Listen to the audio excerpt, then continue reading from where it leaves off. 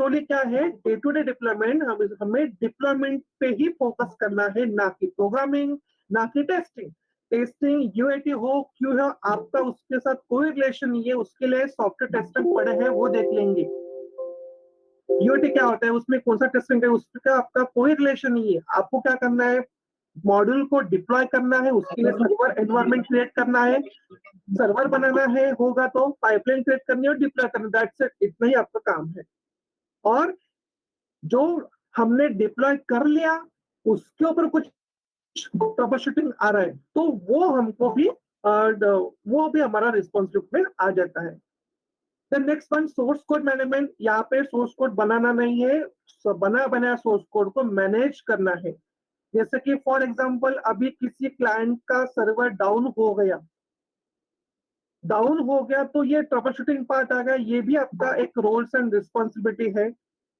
अभी server down क्यों हो, कल शाम को 8 बजे तक सर्वर चालू था, सब कुछ हो रहा था, लेकिन कल रात को या फिर आज सुबह देखते हैं तो क्लाइंट का सर्वर डाउन हो गया। मतलब उसमें प्रॉब्लमेटिक कहाँ पे आया है कि कोई, कैसे फाइंड आउट करने की, कोई डेवलपर में कमिट किया है क्या, सोर्स कोड में अपडेट किया है क्या, वो चेक करना पड़ेगा।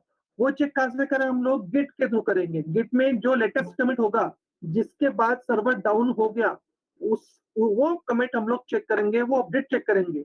फिर वो कोड से अगर मेरा सर्वर, क्लाइंट का सर्वर डाउन हो गया, तो वो कोड को हम रिमूव करेंगे या फिर उसको बोलेंगे इसको ठीक कर दे, क्या कि इसमें ट्रबल शूटिंग का पार्ट है या फिर उसका सर्वर डाउन हो गया।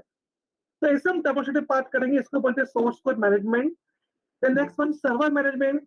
आप जो सर्वर पे डिप्लॉय कर रहे हो उसका मैनेजमेंट करना, उसका देखना, उसमें कुछ प्रॉब्लम आ रहा है क्या, उसमें ट्रबल शूटिंग अगर आएगा तो उसको चेक करना। बिल्ड डेली, आपको बिल्डिंग करना है, मतलब लॉन्च करना है, दैट्स इट। बिल्ड का नेमिंग क्या है कि बिल्ड मतलब लॉन्च, लॉन्च कर दो, हो गया कंप्लीट, उसको लॉन्च कर दो, मतलब बिल्ड करना। Then next one, maintenance. अभी मेंटेनेंस आपको इंफ्रास्ट्रक्चर का भी रखना है, सर्वर का भी। इंफ्रास्ट्रक्चर मतलब क्या होता है, जैसे कि आपने जेनकिंस का अकाउंट बनाया है, डॉकर में एक अकाउंट है, डॉकर का कंटेनर क्रिएट किया आपने, अनसिबल का कॉन्फ़िगरेशन अरेंजमेंट कर लिया है, एडब्ल्यूएस में ये 3-4 वर्चुअल मशीन आपके हैं, उसमें वीपीसी लगाया है, ये हुआ इंफ्रास्ट्रक्चर। मतलब आपके प्रोजेक्ट को जो मॉड्यूल है उसको डिप्लॉय करने के लिए क्या क्या रिक्वायरमेंट लगेगी, वो सारे रिक्वायरमेंट को बोलते हैं हम लोग, उसको बोलते हैं इंफ्रास्ट्रक्चर। ठीक है, जैसे हम बोलते हैं ना कि अरे मुझे कॉलेज में एडमिशन लेना है तो मैं उसका भाई इंफ्रा दिखूंगा, नहीं वो कॉलेज का इंफ्रास्ट्रक्चर बहुत अच्छा है, इसका कुछ ठीक नहीं है, तो मैं वहां उसको कॉलेज में एडमिशन लूंगा। नॉर्मली डिस्कशन में हम लोग इंफ्रास्ट्रक्चर का ये मीनिंग लेते हैं, तो इसमें भी सेम वही है। जहां भी आपको मॉड्यूल को डिप्लॉय करना है, उसके पास आसपास जो भी लगेगा रिक्वायरमेंट थिंग्स, वो सारे उसका हो गए इंफ्रास्ट्रक्चर। तो इंफ्रास्ट्रक्चर को भी मेंटेन करना, ये भी आपका रिस्पॉन्सिबिलिटी है। The next, maintenance of server also. Then next thing, monitoring. अभी मॉनिटरिंग क्या है कि आप मॉडल को आपने डिप्लॉय कर लिया, मॉनिटरिंग क्या करना है कि वो डिप्लॉय करने से आपके वर्चुअल मशीन के सीपीयू पे कुछ लोड आ रहा है क्या, अगर लोड आ रहा है तो कब लोड आ रहा है, मंथ में कौन से डे को लोड बढ़ रहा है, मंथ में कौन से डे को लोड कम हो रहा है, इसका मॉनिटरिंग करना। कहाँ पे कुछ फ्लक्चुएट हो रहा है क्या, डेटा में कुछ प्रॉब्लम आ रहा है क्या, सीपीयू का एवरेज स्पीड कितना है, लोएस्ट स्पीड कितना है, हाईएस्ट स्पीड कितना है, इसको बोलते हैं मॉनिटरिंग करना। तो ये मॉनिटरिंग करने का काम भी आपका ही होता है। The next one, interconnection of multiple teams. Interconnection of multiple team मतलब आप ऐसे बंदे हो जो सारे टीम के साथ कनेक्शन रखोगे या फिर कनेक्टेड रखोगे। जैसे कि for example DevOps engineer connected with developer team, connected with UA team, connected with UAT team and connected team with prod team also. मतलब आप DevOps engineer, as a DevOps engineer आप developer के साथ भी connection रहोगे, software tester के साथ भी रहोगे, प्रोडक्शन टीम वाले के साथ भी रहोगे, क्लाइंट के साथ भी रहोगे, क्लाइंट सपोर्ट के साथ भी रहोगे, मतलब सारे टीम्स के साथ आपका कनेक्शन होगा। तो ये basic and core roles and responsibility है। इंटरव्यू में आप जाओगे तो आपको ये रिस्पॉन्सिबिलिटी आनी चाहिए, इसमें कुछ भी आप मिस आउट मत कीजिए, ये बेसिक रिस्पॉन्सिबिलिटी है। The next one, typical responsibility of DevOps engineer. अभी सर actually typical responsibility कैसे होती है DevOps engineer की? So first one, building and setting up new development tools and infrastructure. जो मैंने इसमें infrastructure management, maintenance of infrastructure, तो उसमें इसमें ऐसा ही है, ये डिटेल में है, दैट्स इट. ये रिस्पॉन्सिबिलिटीज में और इसमें कोई डिफरेंस नहीं है, ये डिटेल्स में है, ये शॉर्ट में थी, दैट्स इट. ये आपको समझने के लिए, रिमेम्बर रखने, ध्यान में रखने के लिए अच्छा है.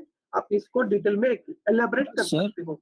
जैसे सर वो जो बैक स्लाइड था, जो एकदम बेसिक लेवल के रिस्पॉन्सिबिलिटीज है, हाँ सर इसको एक बार समराइज कर देंगे प्लीज, सो दैट हम आगे बढ़े. फिर इस शॉर्ट में समराइज ब्रीफली. समराइज मतलब क्या? मैं ब्रीफली एक एक करके बस इसको बताएंगे, मेंटेनेंस का और इस मैनेजमेंट का एक बार. हाँ, हो बोलो ना. सके मेंटेनेंस मतलब क्या? सर्वर इंफ्रास्ट्रक्चर एंड सर्वर का मेंटेनेंस. मेंटेनेंस मतलब अभी देखो, अभी आपका वर्चुअल मशीन डाउन हो गया, तो उसको मेंटेनेंस करना पड़ेगा, उसको ठीक करना पड़ेगा, उसके सिक्योरिटी अपडेट देखने पड़ेंगे. हाँ सर, वो समझ गया मैं. जो ये मेंटेनेंस जो हो गया. इंफ्रास्ट्रक्चर में एग्जांपल वीपीसी आएगा, प्राइवेट नेटवर्क ऐसा वगैरह. कुछ नहीं. इंफ्रास्ट्रक्चर इनका आपके पास इंफ्रास्ट्रक्चर, आपके वर्चुअल मशीन से वीपीसी है, जेनकिंस है, डॉकर है, अंसिबल से, ओके ठीक सर, सब कुछ समझ गया. ये पूरे इंफ्रास्ट्रक्चर एक ही इंफ्रास्ट्रक्चर में होगा पूरे. हाँ, हमारे डेवऑप्स के टूल भी इंफ्रास्ट्रक्चर में आएंगे. हाँ, सब कुछ. अभी ठीक. आप अगर कॉलेज में एडमिशन लेने के लिए जाओगे, तो admin building, classroom, practical labs, ये आपके सारे इंफ्रास्ट्रक्चर में आ गए ना. करेक्ट सर, आप गॉट इट. बोलोगे क्या लाइब्रेरी को मुझे देखना नहीं, जान दो उसमें क्या करना है मुझे, नहीं ना. आप तो लाइब्रेरी भी चेक करोगे. चलो, सब कुछ आपने चेक कर लिया, आप कैंटीन तो जाके देखोगे, भाई कैंटीन तो कैसे, वो तो देखना है मुझे. करेक्ट. अगर कैंटीन पूरा टपरी जैसा सब पूरा गंदा होता, हाइजीन नहीं होगा, तो उसमें आप जाओगे क्या? नहीं ना. तो it is also part of your infrastructure ना. सो वैसे ही कोई भी टूल आप डिप्लॉय करने के लिए, जो रिक्वायरमेंट्स आपको लगता है कि नहीं ये डिप्लॉय करना मुझे लगेगा ही लगेगा, वो इंफ्रास्ट्रक्चर में आ जाता है, और वो सबका मेंटेनेंस करना डेवऑप्स का काम है. सर एक बार सोर्स कोडिंग मैनेजमेंट बता सकते हैं? सोर्स कोड मतलब क्या? प्रोग्रामिंग को मैनेजमेंट करना, क्रिएट करना नहीं, मैनेजमेंट करना. वो मैनेजमेंट हम कहाँ से करते हैं? गिट के थ्रू करते हैं. वो जब गिट हमारा होगा ना, तो आपको इजीली आइडेंटिफाई होगा. अभी ये जो रोल्स एंड रिस्पॉन्सिबिलिटी, ये मैं जस्ट एनलिस्ट कर रहा हूँ, क्योंकि इसके ऊपर पूरा एक टॉपिक है. जैसे कि सोर्स कोड मैनेजमेंट के ऊपर एक टॉपिक है गिट, ये पूरा उसमें हमको करना है. बिल्ड डेली में पाइपलाइन आता है, जेनकिंस आता है, ये पूरा हमको बाद में एलाबोरेट करना है. वैसे भी तो मैं आपको जो बता रहा हूँ, जब जस्ट ओवरव्यू करके आप ध्यान में रखिए. गिट क्या होता है ये आपको पता नहीं है, उसमें कमिट कैसे करें वो भी पता नहीं है. मैं जो वर्ड ले रहा हूँ, कमिट कैसे करते हैं, वर्चुअल कैसे करते हैं, वीपीसी करते हैं, ये सबको आपको कुछ पता नहीं है, तो वो आप ध्यान में मत रखिए. जो मैं बता रहा हूँ ना, अभी डे टू डे डिप्लॉय मतलब क्या? हर डेली मुझे डिप्लॉयमेंट करना है, दैट्स इट. इतने ध्यान में रखो. सोर्स कोड मैनेजमेंट मतलब क्या? सोर्स कोड मतलब क्या?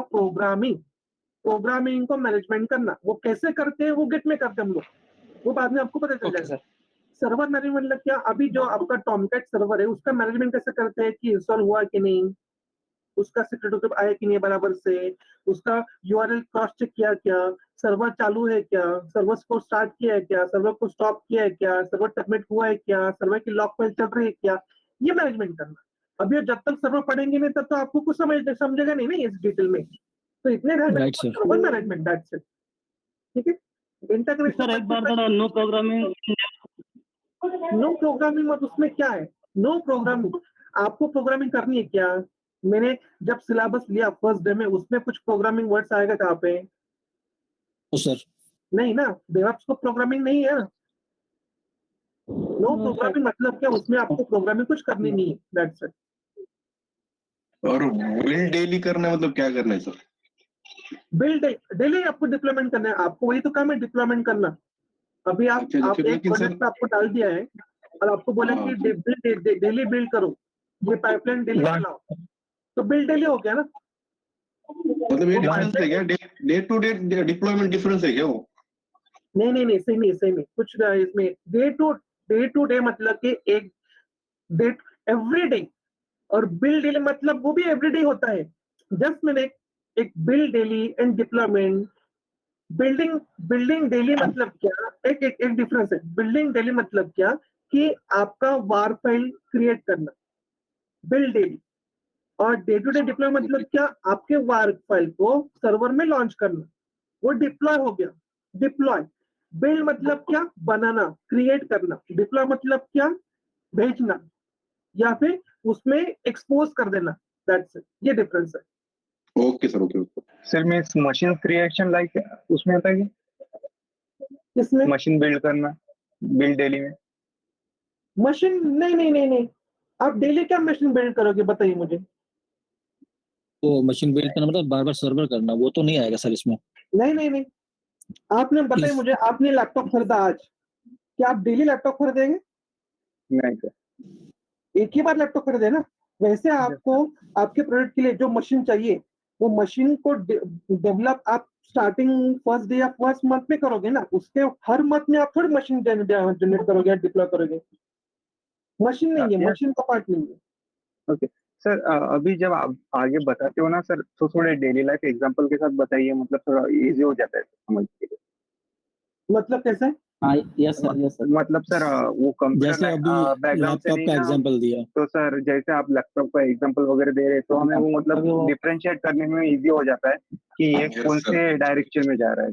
सर वो कॉलेज का एग्जांपल भी दिया था ना आपने, वो भी सर। इंफ्रास्ट्रक्चर में कॉलेज बिल्डिंग्स हाँ, वगैरह ऐसे हैं ना वैसा सर। बताओ। एग्जाम्पल की वजह से इजी जाता है सर अंडरस्टैंड करने में। उस तरह से देखते हैं। Thank you sir. ठीक ठीक है। नेक्स्ट डीप में अभी building and setup of new development tools and infrastructure. जैसे आपको समझो, फॉर एग्जांपल अभी आपके डेवलप्स में ये टूल्स आप यूज कर रहे हो, लेकिन आपको लग रहा है कि और एक टूल चाहिए। मतलब जैसे मुझे एंसिबल और चाहिए था, मुझे तो हमने एंसिबल यूज नहीं किया था, लेकिन मुझे चाहिए अभी, तो उसको फिर से इंस्टॉल करना या बिल्डिंग करना, उसका सेटअप करना, वो टूल्स का, ये भी आप रिस्पॉन्सिव हमारे यहाँ पे हो जाता है। The next one, understanding the needs of stakeholder and conveying these developer. Stakeholder मतलब क्या? Person. अभी इसमें कौन से पर्सन आएंगे, जैसे कि for example first stakeholder कौन सा होता है? Client. Second stakeholder manager, employee, tester, developer. अगर गवर्नमेंट लगता है तो वो, गवर्नमेंट कुछ परमिशन लगता होगा तो वो भी स्टेक होल्डर।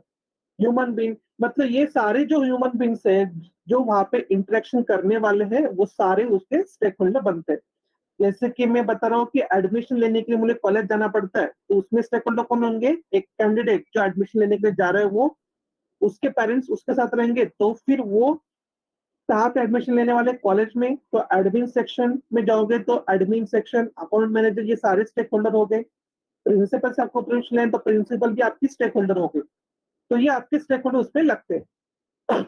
और फिर understanding the need of stakeholder. अभी स्टेक होल्डर के नीड क्या? जैसे कि डेवलपर को ये प्रोग्रामिंग चाहिए, इसपे वो काम नहीं कर सकता। डेवऑप्स इंजीनियर को चाहिए एंसिबल लगेगा, डॉक्टर लगेगा। मतलब हर एक स्टेक होल्डर की रिक्वायरमेंट्स क्या होगी, वो कलेक्शन कर लेना, अंडरस्टैंड करना। और ये सारे जो कलेक्शन है, ये नीड्स है, ये सारे डेवलपर्स को और बाकी इसको कन्वे कर देना कि ये इसके नीड्स है, उसको कन्वे करना। That's it.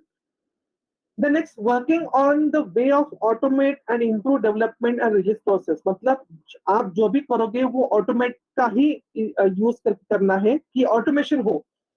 Day to day deploy मतलब आप लैपटॉप ऑन किया, 9 बजे मुझे चालू करना है, बिल्ड करना है, तो चलो 9 बज गए, बिल्ड करो। फिर से कल 9 बजे बिल्ड गए, सैटरडे संडे आप बाहर चले गए, तो बिल्ड कैसे करोगे? तो वो तो मिस आउट हो गया ना। तो इसलिए ऑटोमेशन आप करोगे। आपने पाइपलाइन को बता दिया है कि एवरीडे 9 o'clock को आपको बिल्ड करना है, तो पाइपलाइन ऑटोमेटिकली वो बिल्ड कर देंगी। आपको ना ही लैपटॉप को ओपन करना है, ना ही लैपटॉप को कनेक्ट करना है, ना ही पाइपलाइन को बिल्ड करने के लिए बटन को प्रेस करना है। आपको जब पाइपलाइन आप क्रिएट करोगे, तब उसको बता देना है कि भाई एवरीडे 9 o'clock को आपको बिल्ड करना है, तो वो ऑटोमेशन हो गया। तो इसको बोलते हैं automation. Automatically day to day development हो रहा है।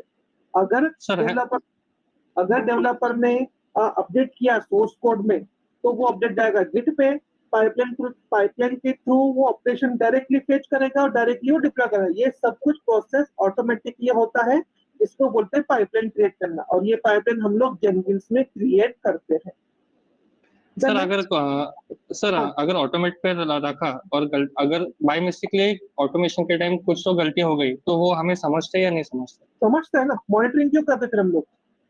तो अगर इन केस अगर मैं बाहर हूँ और मैंने पाइपलाइन ऑटोमेशन पे रख दी है और ऑटोमेशन के टाइम पे कुछ तो गलती हो गई तो मैं उस उसके लिए एसएमएस पॉलिसी है एडब्ल्यूएस का, सिंपल नोटिफिकेशन सर्विस, उसके थ्रू ईमेल आपको आ जाएगा कुछ भी प्रॉब्लम होता है तो।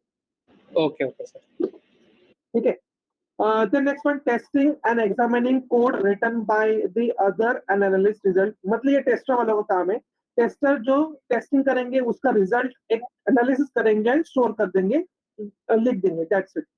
The next one, ensuring the system are safe and secure against cyber security threats. मतलब आप जो डेवऑप्स में पाइपलाइन क्रिएट कर रहे हो, इंफ्रास्ट्रक्चर क्रिएट कर रहे हो, सर्वर बना रहे हो, वो इंश्योर कीजिए कि वो सेफ है, उससे कोई अटैक नहीं हो सकता, या फिर साइबर सिक्योरिटी के जो लॉस है वो लॉस में आप बिठा के ही सिस्टम को डेवलप कर रहे हो या फिर प्रोग्राम को, प्रोजेक्ट को आप डिप्लॉय कर रहे हो, ये आपको आइडेंटिफाई करना है।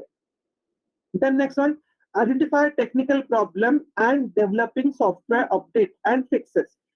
आपको क्या आइडेंटिफाई करना है? टेक्निकल प्रॉब्लम, जैसे कि अभी मुझे AWS के साथ जेनकिंस को इंटीग्रेट करना है, उसके लिए मुझे EC2 मशीन्स लगेंगे और बाद में फिर इसको मैं इंटीग्रेट कर सकता हूँ, तो इसमें कुछ प्रॉब्लम आ रहे तो उसको बोलते टेक्निकल प्रॉब्लम्स।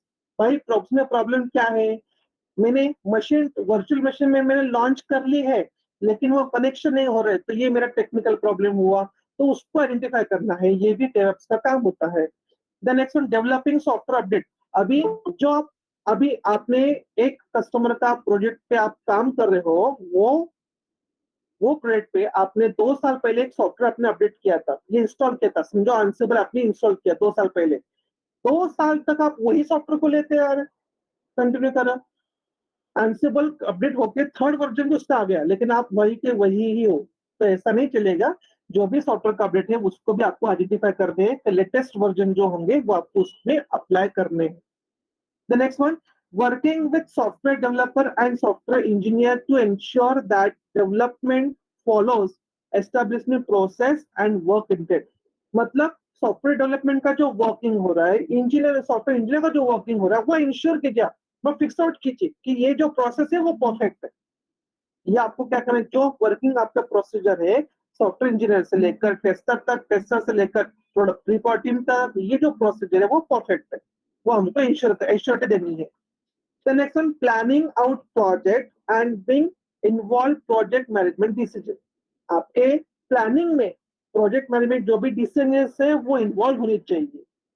ठीक है, तो ये actually typical roles and responsibility DevOps engineer, ये सारे आपको बताना नहीं है। जब आपका CV बिल्ड होगा तो उसमें रिसोर्स एंड रिस्पॉन्सिबिलिटी हम लोग डाल देंगे कि आपका कैसे डालना है, उसका आप टेंशन मत लो। लेकिन नॉर्मली डेवलप्स इंजीनियर का पिक्चर आपको माइंड में अगर आया होगा तो उसका ये रोल्स होते हैं, उसके ये रोल्स होते हैं actually.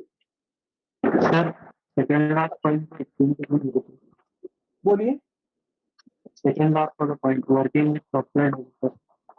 Working with software developer, working with किसके साथ वर्क करना है? सॉफ्टवेयर डेवलपर के साथ एंड इंजीनियर, ये दोनों के साथ काम करना है। किसको काम करना है? डेवऑप्स वालों को, डेवलपर के साथ एंड इंजीनियर के साथ, to ensure that development follows the establishment process. जो आप प्रोसेस फॉलो कर रहे हो, जिनके साथ आप काम कर रहे हो, वो जो आप प्रोसेस फॉलो कर रहे हो वो इंश्योर कीजिए वो ठीक से है ना, करेक्ट, परफेक्ट है। नहीं तो फिर डेवलपर अपना खुद का प्रोग्रामिंग क्रिएट कर रहे हैं, गिट पे अपलोड नहीं कर रहा है, बाकी डेवलपर जो गिट एक्सेस कर रहे हैं वो पुराना कोड एक्सेस कर रहे हैं, इसमें पूरा मिस आउट होगा, हैंग आउट होगा, पूरा आपका प्रोजेक्ट का स्ट्रक्चर है वो पूरा कोलैप्स हो जाएगा, कुछ भी आगे बढ़ेगा नहीं, सब लोग वही के वहीं पे रह जाएंगे। सर व्हाट पीपीटी देने वाले हैं क्या? इसमें इसके पीपीटी देने वाले हैं क्या आप? इसके नोट्स देने वाले हैं क्या सर आप? ऐसा इसके नोट डाले क्या ग्रुप में? सर डालने वाले क्या ऐसा? नहीं समझा मुझे, क्या बोलते हैं? ये बोल रहे हैं कि इसके नोट्स देने वाले हैं क्या? नोट्स, अच्छा हाँ नोट्स, हाँ दूंगा मैं, लेकिन अभी नहीं, आपको खुद पहले ट्राई करना है उसके बाद दूंगा। Sir what is the difference between, sir what is the difference automate करना है ना जो प्रोग्राम किसका किसका बोल रहे हो? सर पाइपलाइन मीन्स जो हम प्रोसेस करते हैं उसको ऑटोमेट करना है, वही रहता है। टिटू जी पाइपलाइन अभी क्या नहीं तो आप उसमें ध्यान मत, क्या सुना? आप भी कंफ्यूज हो जाओगे, आप लोग भी कंफ्यूज कर दोगे। हाँ उसका बोलिए। Sir, what is the difference between fourth point and sixth point? एक क्वेश्चन पूछिए, किसी को समझ, सब लोग हैंग आउट हो जाएंगे फिर। इसमें एक दो लोग नहीं, 120 लोग हैं। Please please mute your. हाँ बोलिए Yes, आप। yes, sorry. Sir, what is the difference between point fourth and sixth? Point 4 testing And exam and code written. code written by others and analyzed result। Yeah. अभी जो software testers होंगे वो testing करेंगे ना, हम लोग testing करेंगे, लेकिन उनके जो रिजल्ट्स आएंगे या फिर एग्जामिन करने के बाद जो भी रिजल्ट्स आएंगे उसका एनालिसिस करना है कि ये रिजल्ट्स हमें डिप्लॉय के बाद होने चाहिए ऐसे। और 6 1 कौन सा? आइडेंटिफाई वाला ना? Yes, sir. Yes. Identify technical problem बता ना मैंने। टेक्निकल प्रॉब्लम मतलब क्या? जो आप पाइपलाइन बिल्ड करो, पाइपलाइन एग्जीक्यूशन नहीं हो रही है, मतलब क्या कनेक्शन प्रॉब्लम होगा, किसका होगा, वर्चुअल मशीन मेरा कनेक्शन नहीं हुआ है, तो ये टेक्निकल प्रॉब्लम को आइडेंटिफाई करना। Then next one development software update, मतलब क्या? 2 साल से आप एक प्रोजेक्ट पे काम कर रहे हो, जब आपका प्रोजेक्ट स्टार्ट हुआ तब अपने एंसिबल का वर्जन 7 इंस्टॉल किया था, अब 2 साल के बाद एंसिबल का वर्जन 13 आ गया, लेकिन फिर भी आपके प्रोजेक्ट में वर्जन 7 ही चल रहा है। ये मिस आउट है, बहुत बड़ा मिस आउट है। तो आपके सॉफ्टवेयर के जो भी अपडेट रहेंगे वो डेवलपिंग या फिक्स आउट करना है या उसमें अपडेशन करना है। That's it. Okay. ये तो पता है।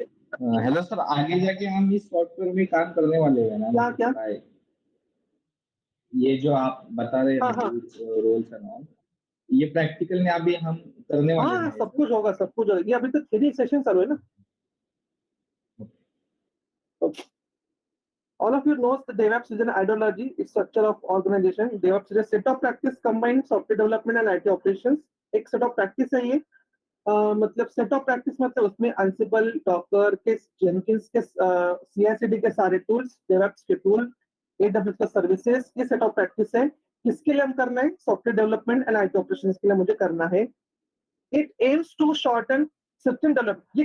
ये जो हम करेंगे पूरे DevOps के टूल लेंगे, AWS के सर्विसेज लेंगे, लेकिन किसके लिए करना है मुझे, ये क्यों करना है? तो SDL software system development life cycle को प्रूव ऑफ करने के लिए और उसको परफॉर्म करने के लिए मुझे सब करना है। लेकिन ये तो मैंने सब जो समझो किया मैंने, ठीक है किया। उसके बाद क्या होगा? Provide continuous delivery and high software quality. ये एसडीएल फेजेस जो लाइफ साइकिल है, सिस्टम डेवलपमेंट लाइफ साइकिल, ये मैन्युअली भी मैं इंप्लीमेंट कर सकता हूँ, लेकिन इससे क्या होगा? एक बार डिप्लॉय करने के बाद आपको दूसरा डिप्लॉयमेंट के लिए बहुत वेट करना पड़ेगा, ठीक है ना? इसको मुझे क्या करना है? डेवऑप्स में मुझे कन्वर्ट करना है। तो कैसे करूंगा? Continuous delivery and continuous integration होगा, या फिर हाई सॉफ्टवेयर क्वालिटी। इससे क्या होगा? आपको हाई सॉफ्टवेयर क्वालिटी मिलेगा, जल्द से जल्द आप लोग नेक्स्ट डिप्लॉयमेंट कर पाओगे, मार्केट में टिके रहोगे, मार्केट में डे बाय डे या फिर मंथ बाय मंथ आपका प्रोडक्ट का अपडेशन आ जाएगा। जिसमें अपडेशन होता है वही मार्केट में टिका होता है।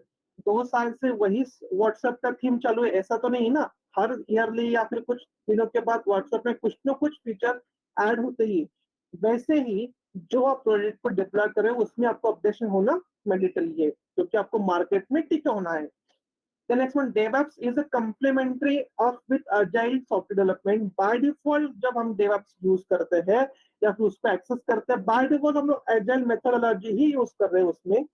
उसमें डिफरेंस क्या है? agile में हम लोग क्या इटरेशन वाइज डेवलपमेंट करते हैं और DevOps में सेम मेथोडोलॉजी यूज करते हैं, लेकिन हम लोग क्या करते हैं? एक डे पे कमिट हो गया, चलो डिप्लॉय कर लो। कमिट हो गया, ये दूसरा मॉडल कमिट हो गया, चलो डिप्लॉय कर लो। उसका कुछ अगर रिव्यू आ रहे हैं तो वही मॉडल में जाएंगे, फिर से उसको फिर से डिप्लॉय कर देंगे। मतलब जैसे जैसे कुछ आ रहे हैं डायरेक्टली चाहे अपडेट कर दो, डायरेक्टली डिप्लॉय कर दो। मतलब हम डिप्लॉय के लिए ज्यादा भागेंगे, डिप्लॉय करने के लिए। ऐसे ऐसे वो बता रहे। It's cross the functional combination of terms like development operations. आपको उसके सारे टर्म्स एंड कंडीशन देखने हैं, फंक्शंस देखने हैं, किसके? डेवलपमेंट के, ऑपरेशंस के। डेवलपमेंट मतलब जैसे कि सोर्स को डेवलपमेंट करना, प्रोग्रामिंग करना, ये टेस्टिंग करना, ऑपरेशन मतलब क्या, बिल्डिंग करना, डिप्लॉय करना, रिकॉर्ड में जाना, ये सब ऑपरेशन दोनों मिला के आपको क्या करना है, इसके टर्म्स एंड कंडीशन फॉलो करना है। जैसे इंट्रोडक्टरी पार्ट है डेवऑप्स का, ऐसे डेवऑप्स को होता ही चलना है। Then next one, some of core responsibility of DevOps engineer in group. अभी कोर रिस्पॉन्सिबिलिटी क्या होता है कि एक्चुअली आपको ये करना है या फिर कैसे करते हैं, understanding customer requirement and project KPIs, understanding customer requirement, customer का क्या रिक्वायरमेंट होता है आपको अंडरस्टैंड करना है। Then next one, implementing various development, testing, automation tool and IT infrastructure. क्या करना है आपको, इम्प्लीमेंट करना है, आप डेवलपमेंट को इम्प्लीमेंट करना है आपको, आपको प्रोग्राम डेवलपमेंट नहीं करनी, ये डेवलप का एनवायरनमेंट डेवलप करना है, टेस्टिंग का एनवायरनमेंट क्रिएट करना है, ऑटोमेशन टूल आपको डेवलप करना है, और IT इंफ्रास्ट्रक्चर को डेवलप करना है, ये इम्प्लीमेंट करना होता है। The next one, planning of team structure. किसको प्लानिंग करनी है, आपको प्लानिंग करनी है, टीम का स्ट्रक्चर कैसे होगा, उसके एक्टिविटीज कैसे फॉलो करेंगे हम लोग, इन्वॉल्वमेंट क्या रहे, कैसे होगा प्रोजेक्ट मैनेजमेंट में, ये हम लोग क्या करना है, इसका प्लानिंग करना है डेवऑप्स इंजीनियर को। The next one, managing the stakeholder and external interfaces. अभी आपके पास प्रोजेक्ट में जो भी स्टेक होल्डर है उसका मैनेजमेंट करना, जैसे कि हम बोले सॉफ्टवेयर डेवलपमेंट वालों का थोड़ा डिले जा रहा है, तो उसको मैनेजमेंट कैसे करते हैं, भाई डिले क्या हो रहा है, जो पार्ट डिले हो रहा है उसको छोड़ दे, फिर जो कमिट है उसको आगे भेज दे। देन नेक्स्ट वन, कस्टमर में रिव्यू हो रहा है, कस्टमर का रिव्यू थोड़ा एक बैड टाइप रिव्यू आ रहे हैं, उसमें क्या आ रहा है वो देखना, कस्टमर का रिव्यू अगर अच्छा रहे तो उसमें और एड ऑन क्या करना है वो क्रॉस चेक करना।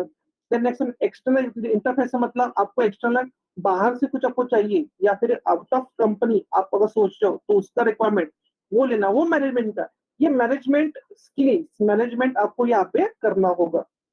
The next one, setting of tools and requirement infrastructure. आपके पास जो भी इंफ्रास्ट्रक्चर चाहिए उसका सेटअप करना, आपके पास जो टूल्स है उसका सेटअप करना, क्योंकि देखो एंसिबल आपको चाहिए, डेवलपर को नहीं, डॉकर आपको चाहिए, डेवलपर को नहीं, ठीक है ना, जेनकिंस आपको चाहिए, सॉफ्टवेयर टेस्टर को नहीं।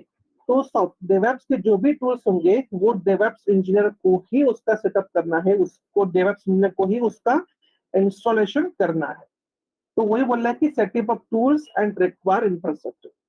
Then next one, defining and setting development, test, release, update and support process for develop operation.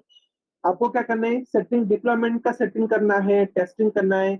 आप टेस्टिंग आपका ऑटोमेशन के साथ टेस्टिंग भी ऑटोमेटिकली होता है, जैसे कि जेनकिंस में आपने अगर पाइपलाइन क्रिएट किया, आप वहां पे टेस्टिंग का कुछ स्क्रिप्ट डाल दिया आपने, तो ऑटोमेटिकली पाइपलाइन के साथ वो टेस्टिंग भी रन होगा और ऑटोमेटिकली आपको टेस्टिंग रिजल्ट भी वहां पे मिल जाएंगे। ठीक है, रिलीज करना है आपको, जॉब कब रिलीज करना है, जॉब में पाइपलाइन में कुछ अपडेट करना है क्या, सपोर्ट प्रोसेस, मतलब जो सपोर्ट टीम से, जैसे कि आपका प्रीपॉट सपोर्ट टीम है, परफॉर्मेंस सपोर्ट टीम है, क्लाइंट सपोर्ट टीम है, ये सारे सपोर्ट टीम में कुछ सपोर्ट आपका सपोर्ट चाहिए क्या।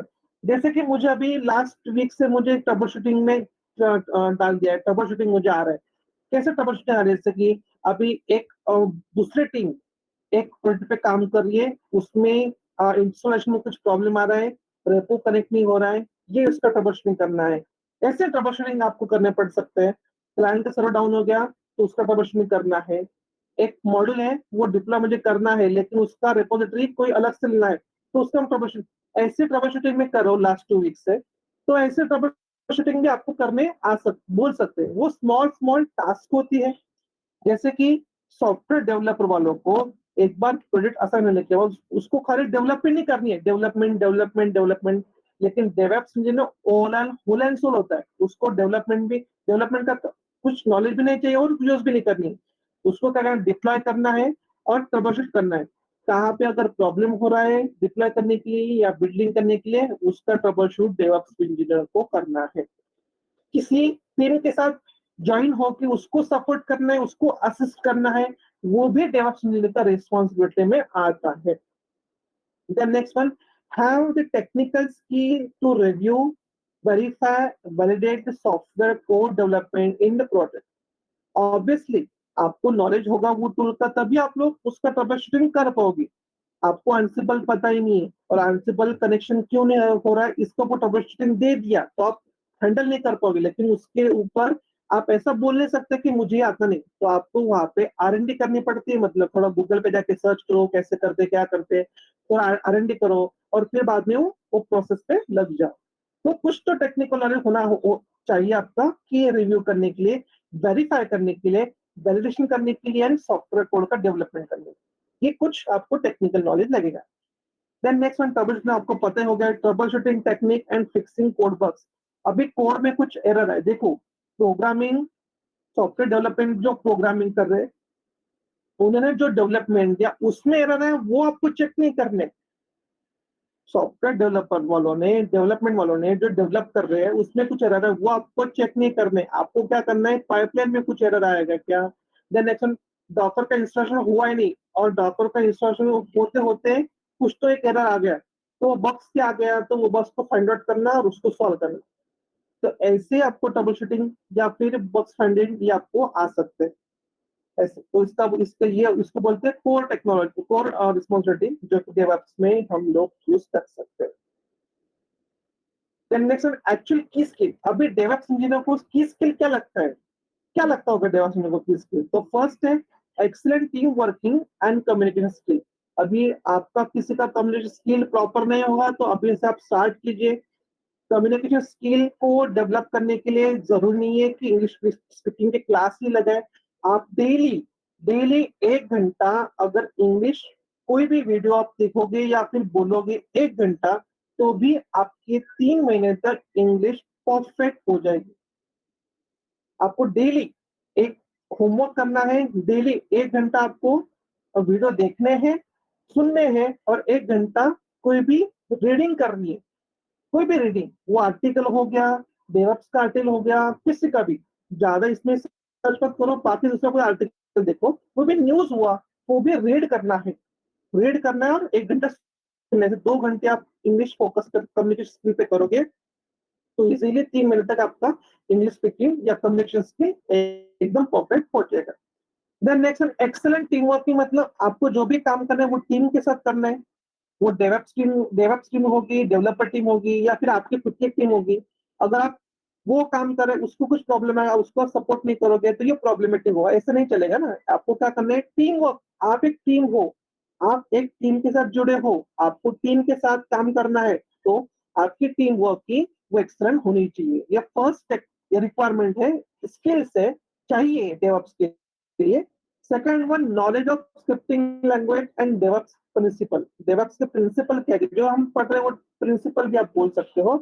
Then next knowledge scripting language, by default आपको स्क्रिप्टिंग आनी चाहिए या फिर उसका नॉलेज तो होना चाहिए कम से कम, क्योंकि वर्चुअल मशीन को हम लोग जनरेट लॉन्च करते हैं तो वो एक्सेस करने के लिए आपको स्क्रिप्टिंग चाहिए या फिर लिनक्स कमांड चाहिए। Then next one, sir scripting language एक बार डिस्क्रिप्शन के साथ एक्सप्लेन कर सकते हैं? क्या करूँ, स्क्रिप्ट लैंग्वेज यानी मतलब क्या इन शॉर्ट? स्क्रिप्टिंग लैंग्वेज उसका कोई मतलब नहीं क्या, स्क्रिप्टिंग मतलब लैंग्वेज कोई कोडिंग या नहीं, जावा का आप क्या एक्सप्रेशन दोगे मुझे बताइए। अच्छा ओके, मैं स्क्रिप्ट लैंग्वेज यानी कि Java. Script okay language okay okay मतलब जावा नहीं। जावा का आप क्या डिस्क्राइब करोगे, जावा एक लैंग्वेज है। वीबी का आप क्या ओके डिस्क्राइब करोगे, कुछ नहीं कर सकते। सी का ओके, आप मींस क्या करोगे, script language is type of programme language उस टाइप का। इस टाइप ऑफ की programming but not programming, this script. Script मतलब क्या, स्मॉल ओके स्मॉल ओके मतलब 4 to 5 लाइन्स का हो या 10 से 12 लाइन्स का कोड हो, ज्यादा से ओके मैक्सिमम 20 to 25 लाइन्स का कोड होगा। लेकिन प्रोग्रामिंग आप करोगे तो उसमें 25 लाइन का कुछ भी नहीं, स्टार्टिंग इंग्लिश लाइन में वो 20 लाइन तक चला जाएगा, वो थाउजेंड्स ऑफ लाइन वो कोड बन जाता है प्रोग्रामिंग में। तो वैसा आपको करना ओके नहीं, सर मतलब क्या, स्मॉल प्रोग्राम आपको रन करने, एग्जीक्यूट करने, दैट्स इट। तो वो ओके आपको सर उसका नॉलेज होना चाहिए, कैसे स्क्रिप्ट को हम रन करते हैं, एग्जीक्यूट कैसे लिखते हैं, उसको नॉलेज तो कम से कम होना ही चाहिए डेवऑप्स इंजीनियर को। द नेक्स्ट वन, सर यानी पाइपलाइन बिल्ड करना यानी वही स्क्रिप्टिंग लैंग्वेज को? नहीं, पाइपलाइन बिल्ड करना अलग है, पाइपलाइन में YAML फाइल में यूज करते हैं हम लोग, वो नहीं। ओके स्क्रिप्टिंग मतलब पावर शेल हम लोग यूज करते हैं इसके लिए, स्क्रिप्टिंग के लिए। कमांड प्रॉम्प्ट बता दीजिए सर, कमांड प्रॉम्प्ट के लिए सर। कमांड प्रॉम्प्ट में करने पड़ती है वो, पावर शेल उसका नाम है। आपने कौन से, कोई आपको पूछेगा आपने कौन से स्क्रिप्टिंग आपने यूज की, तो बोलने का पावर शेल, हम शेल स्क्रिप्ट यूज करते हैं ऐसे। जैसे कि प्रोग्रामिंग लैंग्वेज, आपने कौन से प्रोग्रामिंग लैंग्वेज यूज की, तो मैंने जावा यूज किया। कोई बोलेगा मैंने C++ यूज किया प्रोग्रामिंग लैंग्वेज, तो यहाँ पे स्क्रिप्टिंग लैंग्वेज आपने कौन सी यूज की, मैंने पावरशेल मैंने स्क्रिप्ट लैंग्वेज यूज की। वैसे समझा भी difference programming language and scripting language. Programming language example क्या है, जावा, VB, C++ and scripting SQL बोल सकते हैं क्या? Yes sir, correct. Hello, next one, strong programming solving skill. इसमें क्या है, प्रॉब्लम सॉल्विंग स्किल। एक कुछ उसमें प्रॉब्लम आया है, उसका लॉगिन नहीं हो रहा है या फिर कनेक्शन नहीं हो रहा है, बिल्ड फेल हो रहा है, तो ये आपको सॉल्व करता आना चाहिए। आप खाली वो एरर को देखते बैठोगे 2-2 घंटे 3-3 घंटे, तो कुछ होगा ही नहीं ना। वो एरर क्यों आई है, वहां पे क्या मेंशन किया एरर का, यहाँ पे मेंशन किया है कि परमिशन डिनाइड है, तो परमिशन कहाँ पे देते हम लोग, परमिशन कैसे देते अपन लोग, वो परमिशन में जाकर चेक करना प्रॉपर परमिशन दिया है क्या उन्होंने, परमिशन में कुछ डिफिकल्टीज है क्या, परमिशन कुछ रॉन्ग हुआ है क्या। मतलब जो एरर आपको मिला वो एरर से रीड आउट करना, उसके ऊपर R&D करना, वो मतलब स्ट्रॉन्ग प्रॉब्लम सॉल्विंग स्किल। अभी the next one, good attention in detail. अभी अटेंशन मतलब क्या, जो मैं बता रहा हूँ उसमें ध्यान से आप देखना। या फिर केटी मतलब क्या, नॉलेज ट्रांसफर। कंपनी में, इन कंपनी में किसी को बताना है, एक्सप्लेन करना है या फिर समझाना है, उसको केटी बोलते हैं। इसको केटी चाहिए, उसको केटी चाहिए। कॉलेज फील्ड में हम लोग केटी उसको बोलते हैं जो जिसका सब्जेक्ट रह गया उसको केटी बोलते हैं, लेकिन यहाँ पे केटी मतलब नॉलेज ट्रांसफर। तो अभी मैं आपको कुछ सिखा रहा हूँ, तो ये भी केटी का पार्ट है, इसको बोलते केटी बोलते हैं, मैं आपको केटी दे रहा हूँ वैसे। सो गुड अटेंशन डिटेल, वो आपको समझा रहा है और आपका ध्यान कोई और ही है। देखो कंपनी में केटी देते हैं, इसका मतलब ये नहीं स्टार्टिंग टू एंड तक H and every module explain करते हैं, नहीं, ऐसा कुछ नहीं है। वो बोलेंगे अरे पाइपलाइन तूने जनरेट की ना, तो यहाँ पे प्रॉब्लम आ रहा है, तो शायद से तू यहाँ पे जाके देख, तो मतलब तुझे समझ में आ जाएगा, दैट्स इट, हो गया। तो आपको फिर उसने क्या बोला, यहाँ पे जाके देख, तो वहां पे जाके देखना है कनेक्शन क्या हो रहा है, ऐसे ऐसे। तो ऐसे भी केटी होती है। अगर आपको ट्रेनिंग की केटी चाहिए तो वो केटी डिफरेंट होती है, वो डिफरेंट, कोई प्रोजेक्ट में आपको काम करना है और आपको केटी देनी है, तो उसका केटी डीपली होता है, मतलब बहुत सारे टाइप्स का केटी होता है ऐसे। तो आपको मेरा ओवरऑल कंक्लूड का मीनिंग क्या है कि जो भी आप डिस्कस करोगे या फिर ब्रेनस्टॉर्मिंग करोगे, उसका अटेंशन आपको फुल फोकस होना चाहिए। The next one, excellent organizational and time management skill। आपके ऑर्गेनाइजेशन टाइम मैनेजमेंट स्किल होना चाहिए, क्योंकि डेवलप्स इंजीनियर ये क्या एक्चुअली पूरे टीम को ही होल एंड सोल मॉनिटर करता है। जैसे कि डेवलपर टीम को भी करता है, क्यूए टीम को करता है, ये टीम को, प्रोडक्ट टीम, सभी टीम को क्या मॉनिटरिंग करता है। तो ये स्किल उसके पास होना चाहिए टाइम मैनेजमेंट स्किल का, क्योंकि ऑटोमेशन आप कर रहे हो तो ऑब्वियसली वो ऑटोमेटिकली जाएगा, तो टाइम मैनेजमेंट वहां पे ऑटोमेटिकली बाय डिफॉल्ट आया ही है, लेकिन फिर भी आपको वो मैनेजमेंट करना है। And ability to work on multiple project on the same time. आप ये सोच के मत चलो कि आप डेवलप इंजीनियर हो तो आपको एक ही प्रोजेक्ट मिलेगा, वही आपको 2 साल करना, नहीं, आप लोग एक टाइम पे 2-2 3-3 प्रोजेक्ट पे भी काम कर सकते हो। ऐसे बहुत सारे मतलब 20-30 स्टूडेंट्स को ऐसा लगता है बिल्डिंग तो करना है, तो मेरा काम तो एक दिन में 1-2 घंटे काम होगा तो हो जाएगा काम, नहीं, ऐसा नहीं है। बिल्डिंग करने के लिए 2-2 दिन 3-3 दिन 1-1 वीक लगता है, उसमें कुछ डिफिकल्टीज आती है, कुछ सॉफ्टवेयर को रिक्वायरमेंट होती है, वो आपको सेटअप करना पड़ता है, या फिर आपको 1-2-3 प्रोजेक्ट के एक साथ ही काम आ जाते हैं, फिर इसका भी बिल्डिंग करना है, वो प्रोजेक्ट का बिल्डिंग करना है, ऐसे। तो आपका एबिलिटी होना चाहिए मल्टीपल प्रोजेक्ट के साथ काम करने के लिए at the same time. Then next one, awareness of agile principle. Agile के प्रिंसिपल आपको पता होना चाहिए एटलीस्ट, ऐसा कोई कंपल्सन नहीं है कि डायग्राम के साथ आपको पता होना चाहिए, वहां पे आपको पूछेंगे नहीं इंटरव्यू में कि एजाइल प्रिंसिपल क्या होता है, डायग्राम ड्रॉ करो, नहीं, this is not the way of asking of interview question of develop as a DevOps engineer. Agile it's a basic language of in this person. अगर आप उसमें एक्सपीरियंस बता रहे हो, दिखा रहे हो 1-2-3 साल का, तो उसमें आप ऐसा एक्सपेक्ट मत करो कि आपको एजाइल का प्रिंसिपल पूछेंगे, लेकिन आपको पता होना क्या होता है नॉन प्रिंसिपल। पहले हम रिक्वायरमेंट लेंगे, प्लानिंग करेंगे, डिजाइन करेंगे, इंप्लीमेंट करेंगे, डिप्लॉय कर देंगे, टेस्टिंग करेंगे, डिप्लॉय कर देंगे, लॉन्च कर देंगे, बिल्ड कर देंगे, हो गए। ये नॉर्मल पेजेस तो आपको पता होगे ना, तो ये आपको एजाइल प्रिंसिपल, आपको थोड़ा तो नॉलेज उसका होना चाहिए। इसकी स्किल रिक्वायरमेंट है डेवऑप्स इंजीनियर को।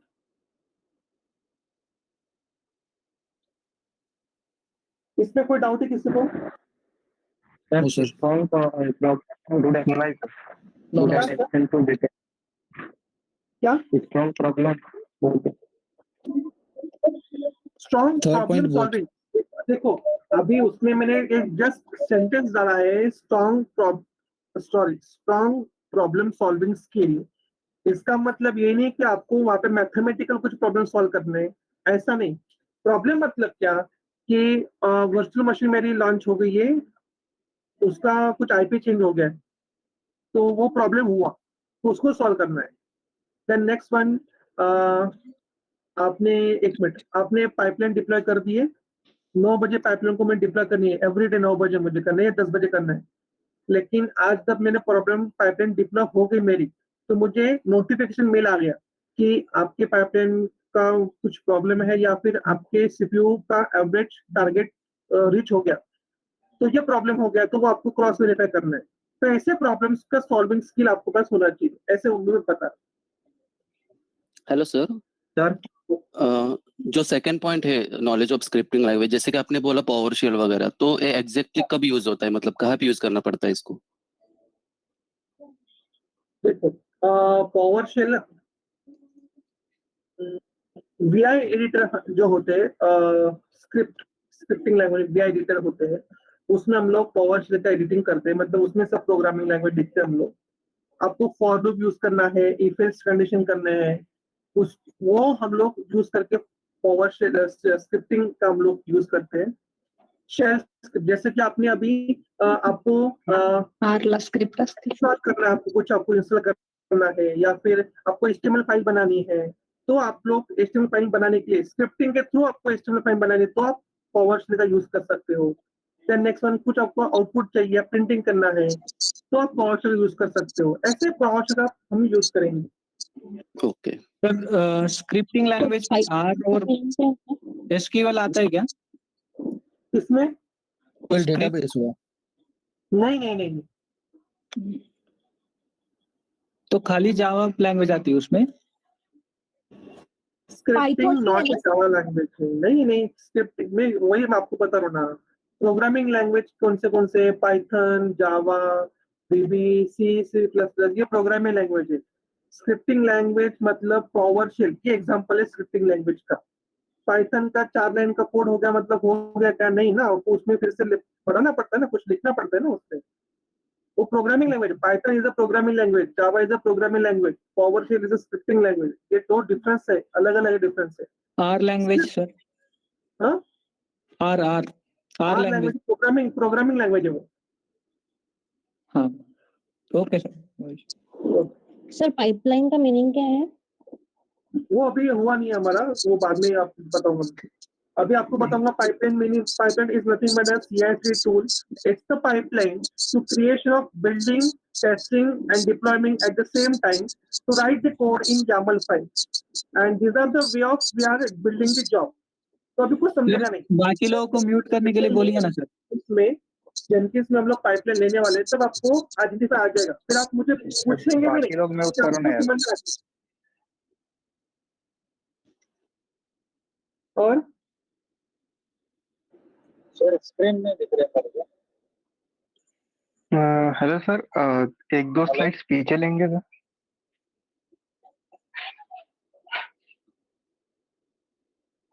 बस एक और स्लाइड सर स्लाइड नहीं दिख रहा। सर, एक और स्लाइड पीछे लीजिए। हाँ हाँ बोलिए ना। एक और सर स्लाइड पीछे, एक और स्लाइड पीछे। खत्म हो गया? सर एक एक स्लाइड आगे। ओके ओके ठीक है।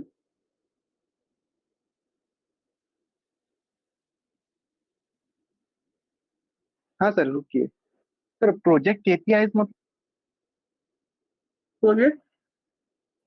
प्रोजेक्ट KPIs की पेयर आइडेंटिफिकेशन, वो आप ध्यान में, वो आपको हुआ नहीं है, वो आपको कुछ देखो, इसमें जो वर्ड्स आ रहे हैं ना, वो आप मतलब सर्चिंग करने की सोचो ही मत, क्योंकि उसमें आप कंफ्यूज हो जाओगे। डेवलप इंजीनियर का रोल्स एंड रिस्पॉन्सिबिलिटी क्या है वो समझाना, वो ध्यान में रखो, बस दैट्स इट। ये कैसे हो रहा है, ये KPI क्या होते हैं, ऑटोमेशन क्या होते हैं, पाइपलाइन क्या है, अभी तक हमारा कुछ हुआ नहीं है। सिलेबस हमने अभी तक स्टार्ट किया ही नहीं है, एक्चुअल सिलेबस, ये सब इंट्रोडक्शन चालू है अभी। तो आपका कुछ भी हुआ नहीं है, तो आपको ये समझ में नहीं आएगा, तो आप ये डीप में जाओ मत। डेवलप्स का ये रोल्स एंड रिस्पॉन्सिबिलिटी है, दैट्स इट। अभी हम खाली 2 और हफ्ते हम लोग स्लो जाएंगे, उसके बाद आपको नोट डाउन करने के लिए भी टाइम नहीं मिलेगा फिर। अभी स्टार्टिंग में कैसे कुछ पता नहीं होता, या फिर हम रिफ्रेश मोड में होते हैं, या बाकी लोगों को जो टेक्निकल नहीं, मतलब ये कंप्यूटर्स में नहीं है, तो उनको भी समझ में नहीं आता है, तो हम 2-3 वीक तो हम लोग एकदम धीरे धीरे जाएंगे। उसके बाद इतना फास्ट लेंगे ना, फिर उसमें आपको टाइम मिलेगा नहीं नोट डाउन करने के लिए, आपको प्रैक्टिस करनी होगी नोट डाउन करने की। तो इसमें आप ध्यान, मैं आपको जितना बता रहा हूँ ना, कि उतना ही कीजिए आप लोग। मैं आपको बता रहा हूँ कि ये पढ़ो, उतना ही पढ़ो। आपको कोई भी सर्चिंग नहीं करना है, आप कुछ जितना स्लाइड में दिया है ना, उसका उतना ही करो। आपको क्वेश्चन कौन से प्रिपेयर करना है अभी, रोल्स एंड रिस्पॉन्सिबिलिटी क्या है वो प्रिपेयर करो आप लोग। इनका अभी 1 महीने के बाद अगर आपके मॉक यूनिट चालू होंगे सैटरडे संडे वाले, उसमें आपको पूछेंगे रोल्स एंड रिस्पॉन्सिबिलिटी क्या है डेवऑप्स का, बताइए। तो आप वो आपको बताने आनी आनी चाहिए फिर, है ना? वो कीजिए आप लोग। Hello sir. ओके सर मतलब सर आपने जो आपने अभी स्लाइड दिखाई है उस पर सेल्फ क्वेश्चन भी प्रिपेयर करनी है और उसके साथ साथ आंसर भी। क्वेश्चन, हाँ, क्वेश्चन तो वही है ना, what is your roles and हाँ रिस्पॉन्सिबिलिटी ऑफ हाँ हाँ सर, मतलब आपने जो शुरुआत से पढ़ा है sir, SDLC, waterfall model, agile model, हाँ, यहाँ से ही स्टार्ट करने है ना सर पूरे?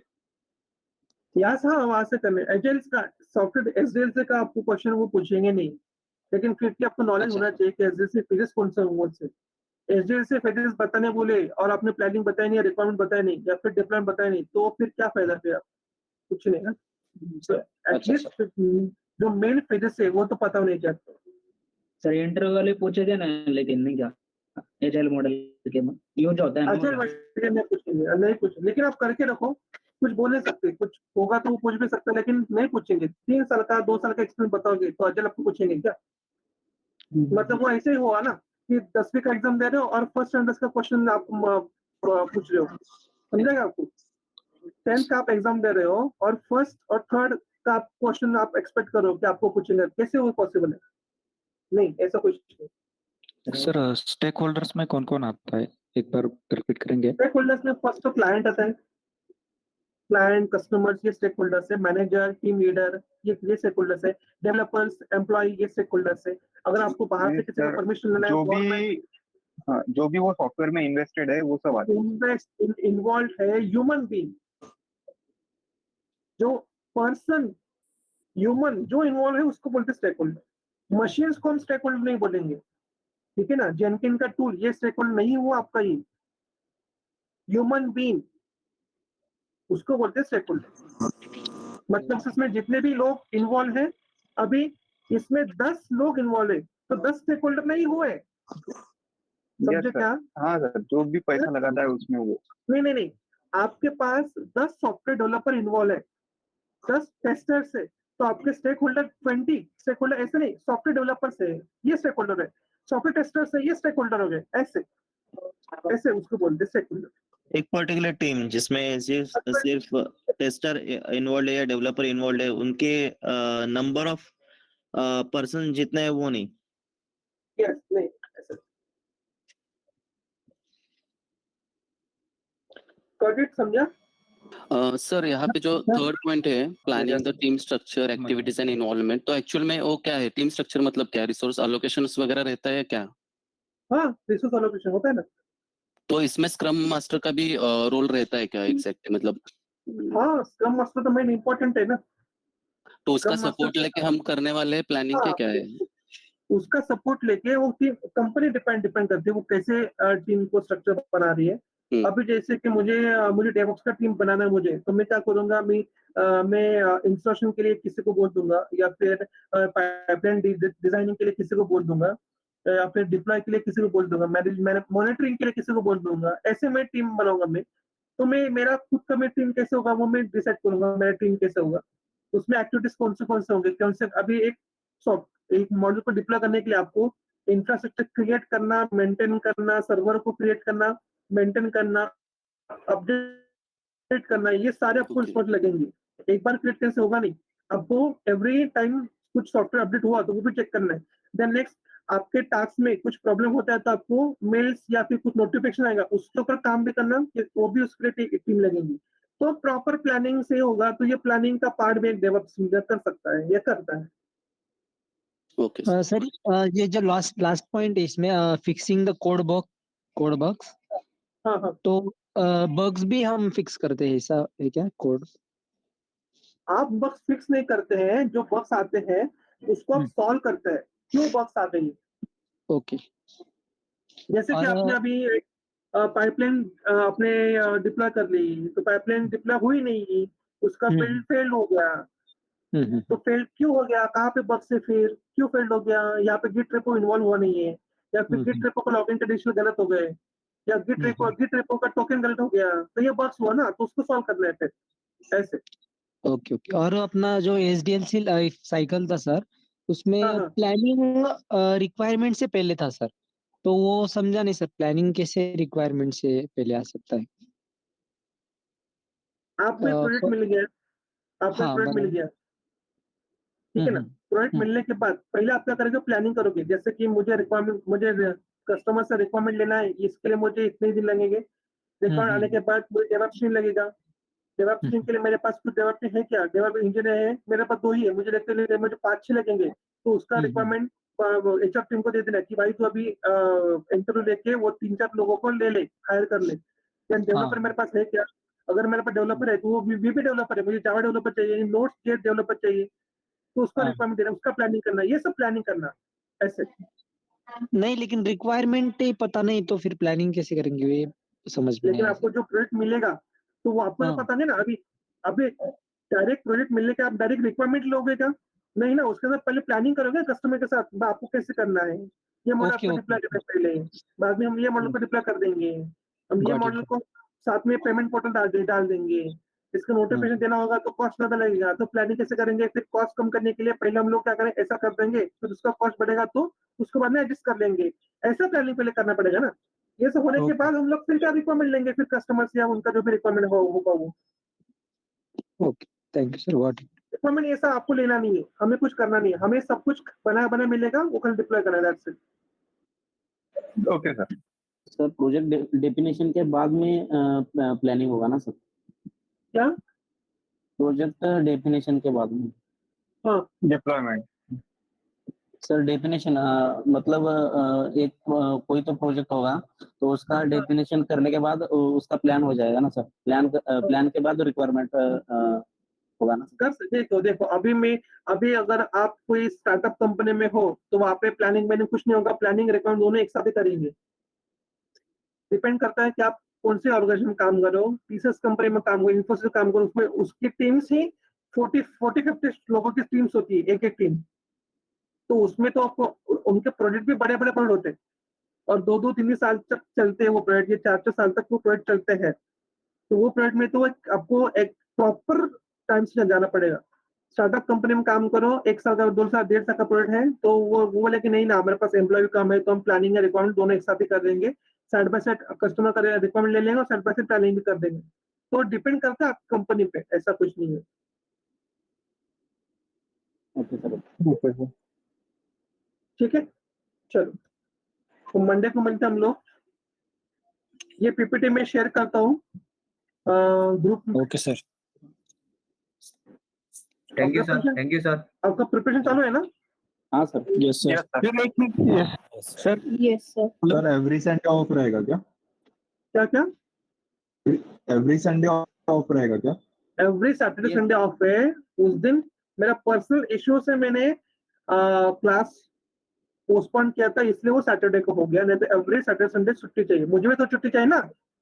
मंडे टू सैटरडे मेरा ऑफिस भी होता है और क्लास भी होते हैं। दो दिन तो मेरे माइंड को सेट आउट करने के लिए मुझे भी सैटरडे एक छुट्टी चाहिए होगी। सर एक मिनट, एक डाउट है खाली। 8:15 को क्लास होगा या 8:30 को होगा? 8:15 को क्लास स्टार्ट होगा। कुछ भी अगर क्लास में चेंजेस होंगे तो आपको पहले बता दूंगा। मतलब आज का एक्सेप्शन है। Okay, thank you. Hello sir, white printing को आप लोग को 8-12 तक या 8-10 तक लिंक मिल जाएगा और आप ज्वाइन कर देना।